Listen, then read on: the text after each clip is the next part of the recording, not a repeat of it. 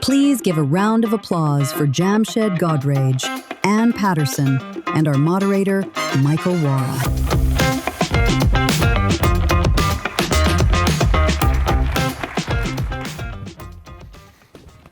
Good afternoon, everyone.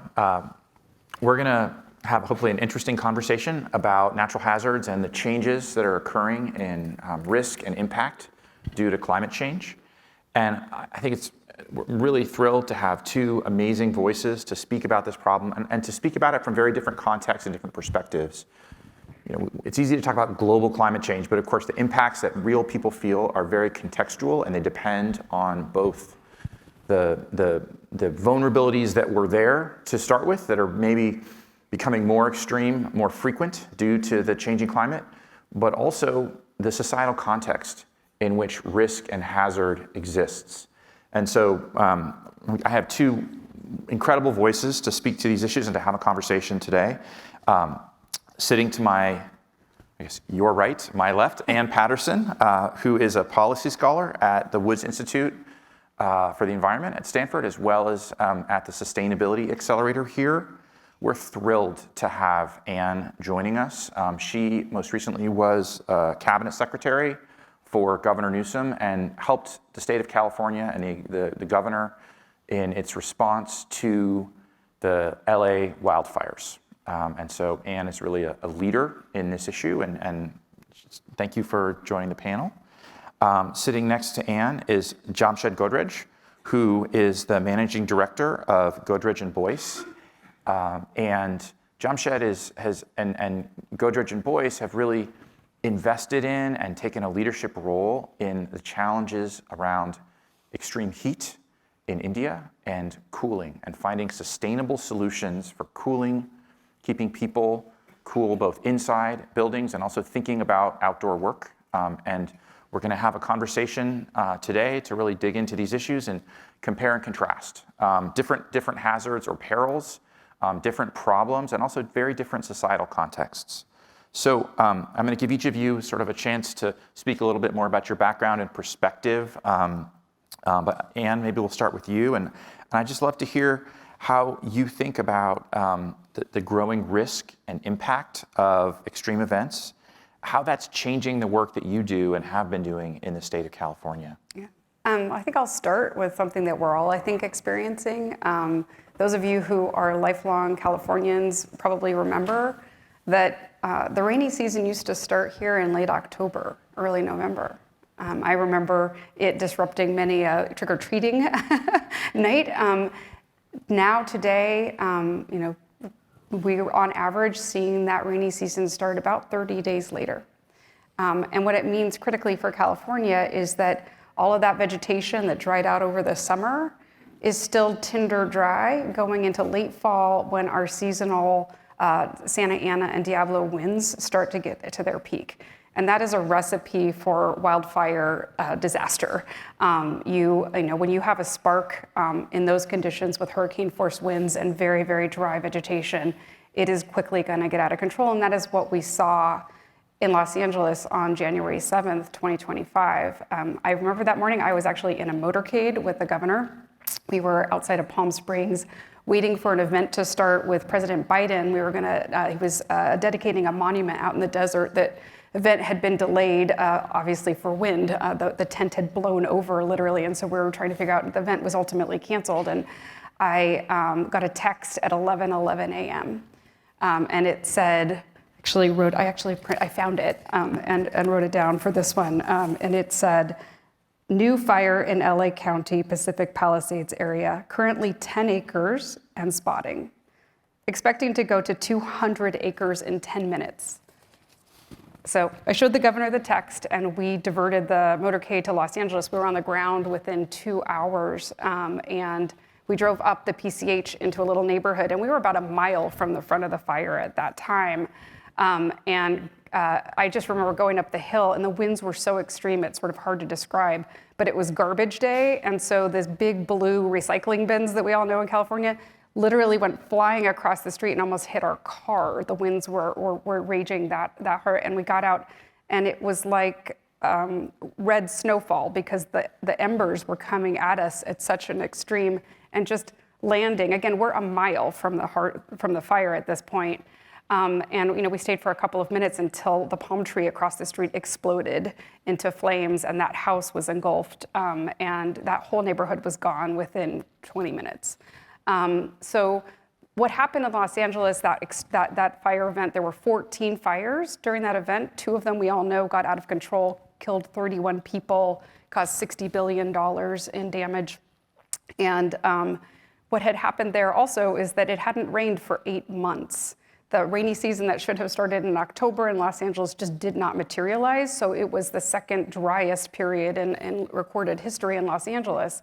And unfortunately, because of climate change, that is becoming our new normal in California.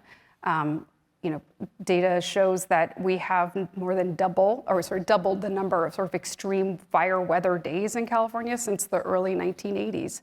Double the number of days where events like that can happen. And even under moderate climate change scenarios, we're looking at that number continuing to tick up over time. So this problem for California is here. It is very real.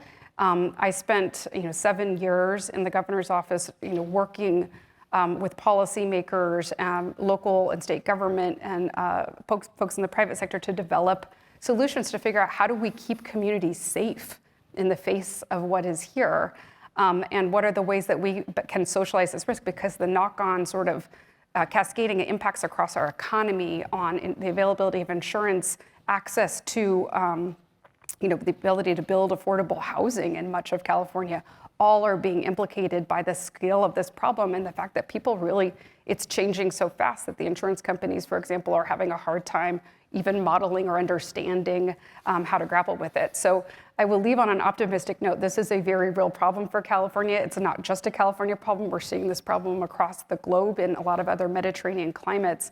But the thing that California has and can leverage that we've already been able to do and continue to do is work with this robust ecosystem of researchers and this innovation economy to come up with really unique both technological and policy solutions that we're piloting here and are being adopted in other areas that are facing fire issues. And I will give a shout out to Mr. Wara here. He and I have been in the trenches on this issue since I started in the governor's office in 2019, and Stanford has been an incredible resource for the state throughout this process. So thank you.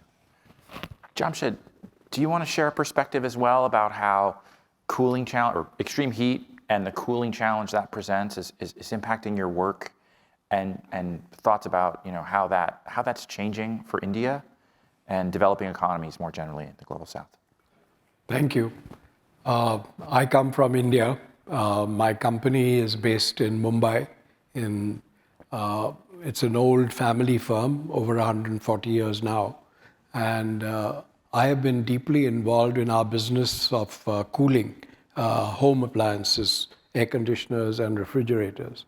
And I think one of the big challenges that we faced was how do we keep improving the energy efficiency of these appliances?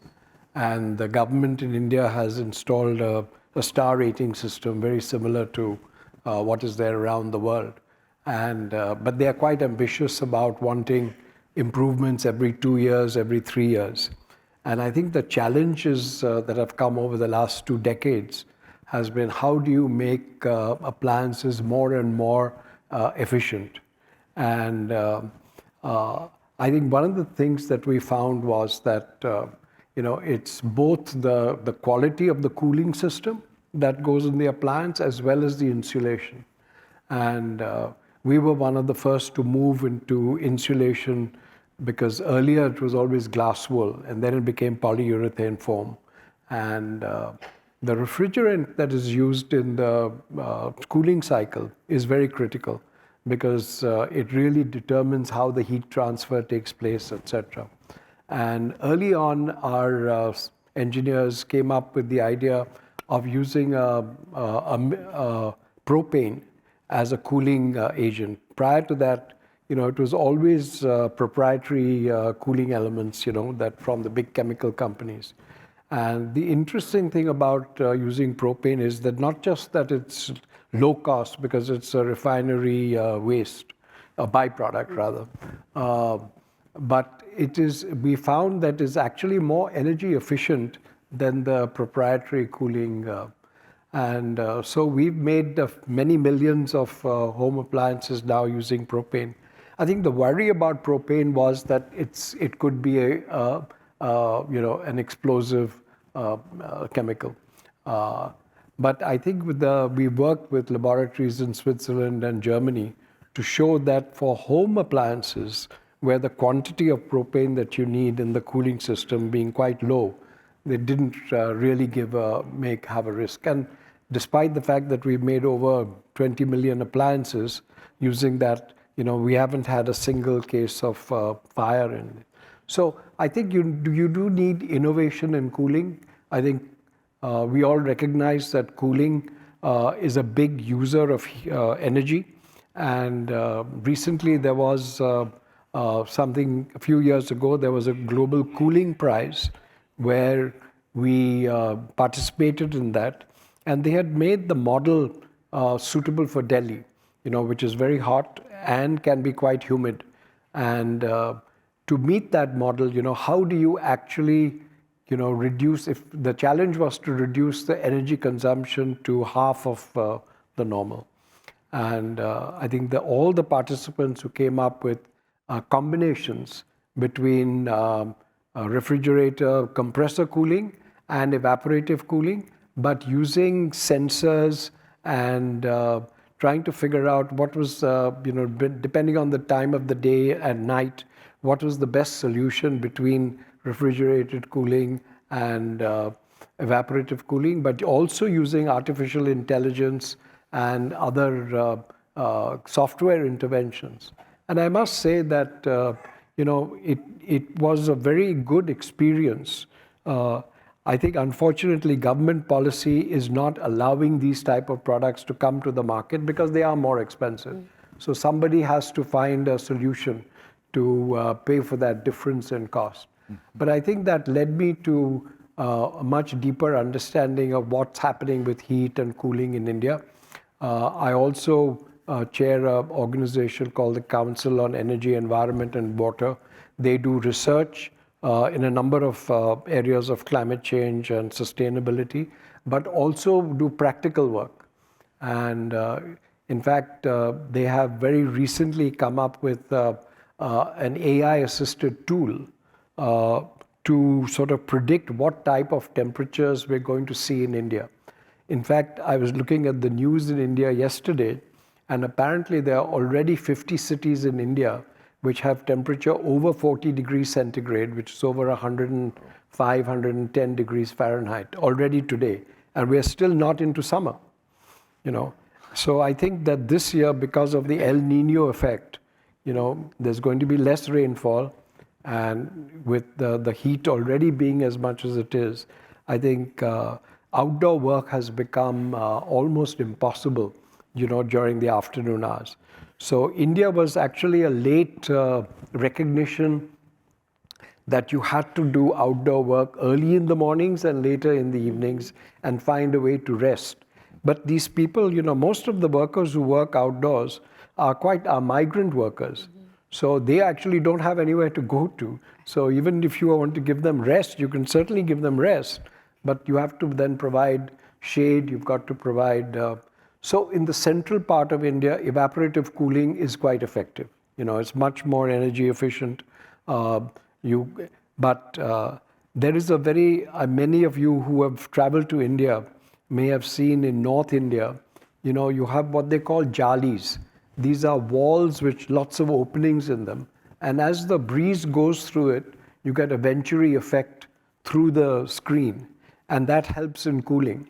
And if you add water on the, dripping on the outside, and that's the essential basis of evaporative cooling. Mm-hmm. And that's the sort of structures that are being made now for crews who work outdoors. And so I think this, if you look, it's not just India. I think the whole of South Asia, the whole of the Middle East, if you look at temperatures already, they've already gone well over 40 degrees centigrade, and 50 degrees centigrade has already been breached in many, many parts of that region. So I think the importance of cooling is going to become critical. I was reading a story the other day of a small jewelry making shop, and most of these are quite small. You have to be, people are hunched over their work, making jewelry, etc. And they didn't have air conditioning. And the owner was quoted as saying that, I was losing a lot of people. They wouldn't come to work. The productivity was dropping, etc. So he invested in putting air conditioners in his workshop. And how wonderful it was, that he was getting all this improved productivity as a result. So I think, there's a long history of, how air conditioning and cooling has actually improved productivity and, human effort during the day. So woven into Jamshyd's answer, I think, is a really interesting mix of technology, political process, right? Energy efficiency codes, and also social acceptance and social change. And how do those three things implicate, or how do they play out in the wildfire response that we're seeing in California? We, as you point out, we need to change, right? The world around us is changing, and that means society needs to change. Yeah. What do you see, what's been most successful in your time in leadership in California in terms of those three dimensions?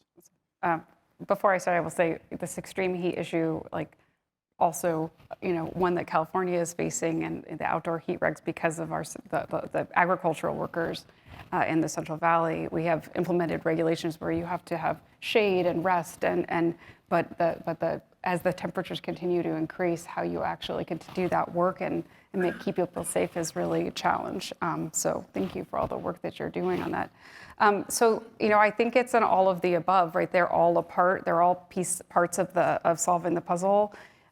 Here, technology has been, especially if you take this sort of disentangle this problem as, with wildfires, the one interesting thing that's slightly different than a flood or a hurricane is that some of them are they're human caused, but then once they start, it's the environment that sort of turns them into an urban conflagration. So we spend a lot of time and energy and technology solutions on actually stopping, detecting those fires and putting them out as quickly as possible so they cannot turn into urban conflagration. So we have incredible partnerships across with academia and, Department of Defense, you name it, working on ways to quickly detect and respond to fires.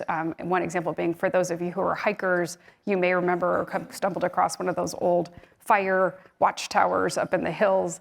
We have now replaced it. There's not a guy sitting up there all summer like there used to be. Apparently people wrote books. That's what they did when they would be up there for the whole summer. But we've replaced them with about 1,100 cameras throughout the wilderness in California. And we have AI tools that are monitoring those feeds 24/7, looking for any signals of smoke. And we also use military and commercial satellites that are scanning for heat signatures every 15 minutes. So we have a lot better ability to detect using technology, and now have, as the governor likes to say, the largest aerial firefighting fleet in the world in California. We're able to get to a site pretty much anywhere in California within 15 minutes to put out a fire. So we have worked really closely with research institutes and all of those partners to put those technological solutions into place. But I think the challenges around that are closer to community, those are the ones where the policy, I think, and the social change are particularly important.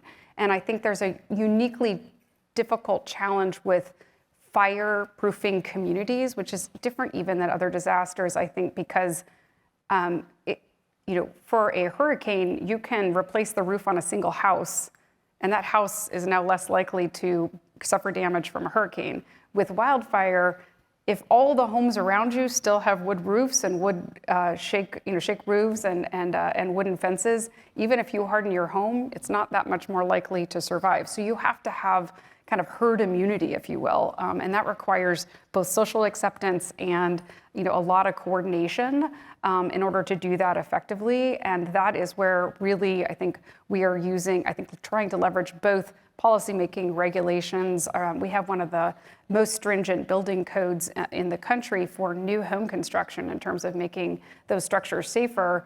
But we're still kind of butting up a little bit against challenges where people it's hard to let go of some of the building materials that you might have liked to use. People love their shake roofs, those types of things that we are really working to try to push social change, and that is a work in progress. But all of these pieces need to come together in order to solve the problem. And one other, though, exciting piece about that we're seeing in the LA fire recovery is a lot of prefab and manufactured homes using a lot of new technologies that are built off-site, and so they can be built at scale faster, and then it takes just a few weeks to actually put them together on-site, and can actually much more affordably have resilience, not just for fire, but earthquake and a lot of other perils.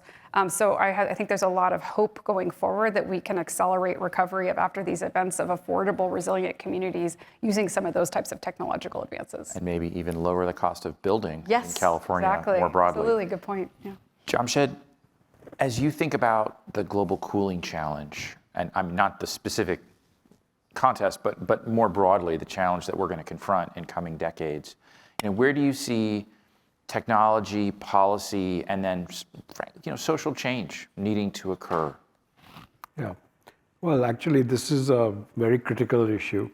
I think we have a lot of the NGOs and research units in India have engaged with the World Bank and other funders to figure out whether there is a mechanism to actually fund the more efficient cooling appliances.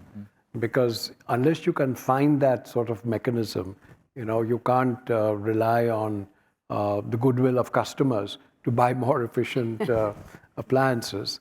But I think that what is most likely to happen with the cooling is a greater thrust on technology and innovation. And I think the interesting thing about things like artificial intelligence is that whether you can leverage that to work out, for a cooling system, how to use the least possible energy. That may be the lowest cost option, because cooling technology hasn't changed very much in over 100 years, I think. But I think if there was a very interesting discussion I had a few years ago about whether thermo chips, the Peltier effect chips, could actually come in. But apparently they are just not efficient enough to substitute. And I think that the other area, aside from comfort and cooling and productivity, I think the food systems, we've heard a lot on food systems here, especially wastage of farm produce like fruits, vegetables, etc. Is very high because of lack of cooling. So that's another part of the productivity gain from cooling. I think there's a lot for agriculture there. Of course, because people, in a hot country like India, etc., ice cream has become, something that is much more popular and common than it ever was. And obviously you need freezers for that. So I think the whole cycle on energy, but the awareness about energy efficiency on cooling has improved. But I think we need a mechanism that allows efficient devices to come on the market. And this combination of both evaporative cooling and compressor cooling, along with sensors and artificial intelligence, I think if that can be made into a package, which is mass produced and on scale, small units, and then you can scale them. Something like that could, I think, revolutionize cooling. And how do you see? So we've talked a lot about wildfire. We're talking about heat. The context of California and India are, very different.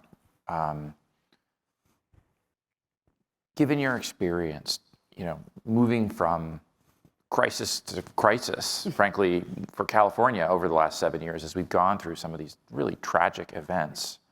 What have you learned that you think transfers to other perils as you, I betray a little bit of my sort of insurance work, but other natural hazards, and that might be transferable also from, California is we're blessed to be one of the richest economies in the world. We have a lot of resources that other places don't have.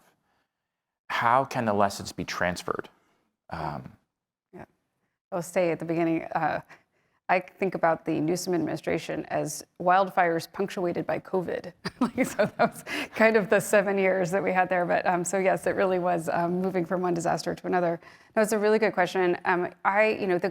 The administration has, and Newsom in particular, but also Jerry Brown before him, entered into a lot of memoranda of understanding with different countries around the world on climate-related issues. And I think that it's and working on climate adaptation strategies, nature-based solutions. Each one is different depending on the country, and using that as an opportunity for an exchange of technology and ideas between different countries, so we can work together and learn from each other. Some countries have longer experience working, with some of these issues than we do, because they're sort of more endemic to their communities or their countries. So.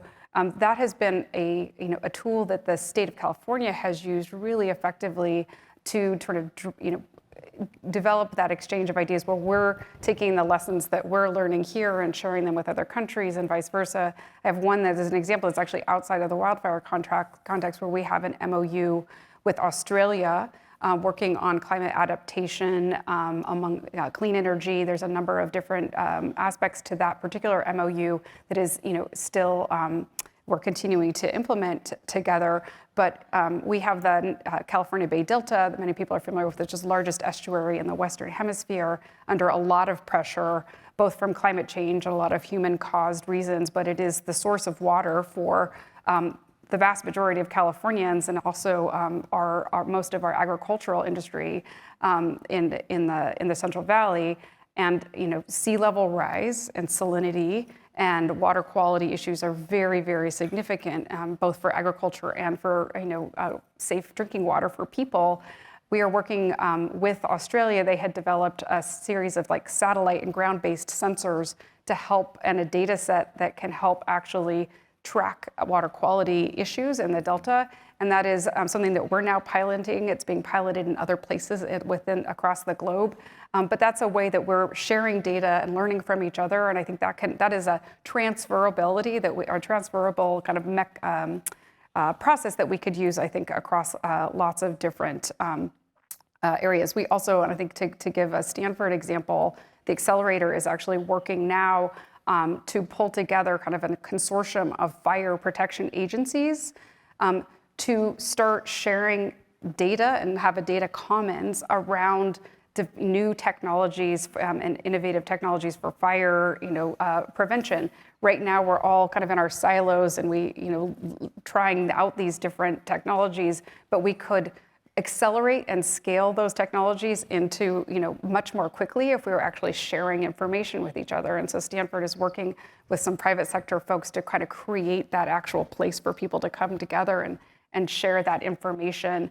So I think they're ultimately, even in my work in the Delta, we are learning also a lot from indigenous tribes about how they managed fire in California. So there are lots of things that we have to learn from many different people across the world, and trying to find, using both that network that we have, that robust network, particularly in California, that we're so lucky. Not only are we financially resource rich, but we have this incredible ecosystem in terms of academia and the private sector and philanthropy and just the whole innovation economy that we have here that we can use and leverage to try to actually facilitate those conversations. And I think there's a really important role for academia and philanthropy to play in kind of convening those conversations and bringing us government people together, because we are often just running from one crisis to another and not able to do that ourselves.